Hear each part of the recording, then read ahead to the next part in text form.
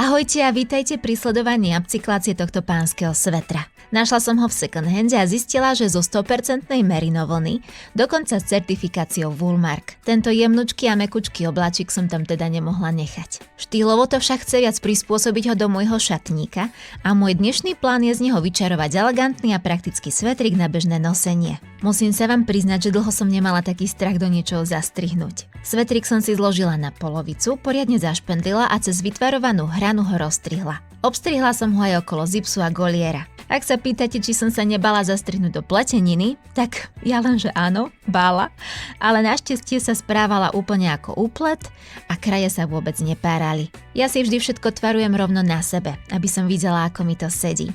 Takže cípy zo zipsu som zostrihla tak, aby som výstrih vytvarovala do Včka a aby pekne nadväzoval na rozstrihnutý stred. Na sebe som si odmerala aj dĺžku a celý obvod skrátila a zostrihla o 10 cm.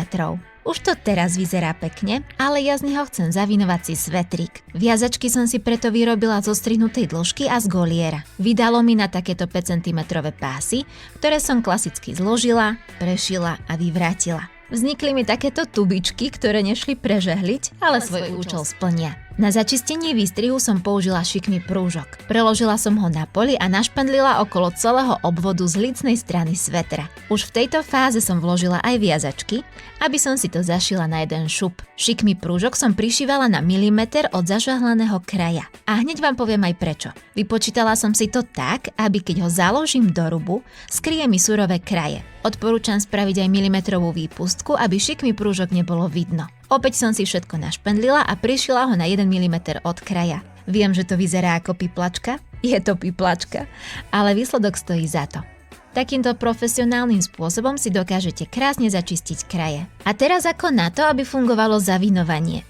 V jednom z bočných švov som rozpárala a zaistila dierku, cez ktorú budem jeden z pásov prevliekať. Všetko funguje, len je tu ešte jeden malý problém. Sú mi dlhé a široké rukávy. Môj prvý nápad bol vložiť do manžety širokú gumu s obvodom môjho zápestia, ktorý rukav nielen skráti, ale aj jemne nariasi. Ale nefungovalo to, lebo som sa tam nevedela dostať so strojom, takže som to vypárala. Ako jednoduché riešenie mi napadlo zúžiť patent o 2 cm z rubovej strany. Prispôsobil sa šírke môjho zápestia a vytvoril sa tak efekt takéhoto skladu, ktorý si myslím, že je úplne OK. Z dokončovacích prác som ešte obšila šikmým prúžkom aj spodný kraj svetra a prišila naspäť štítky o zložení.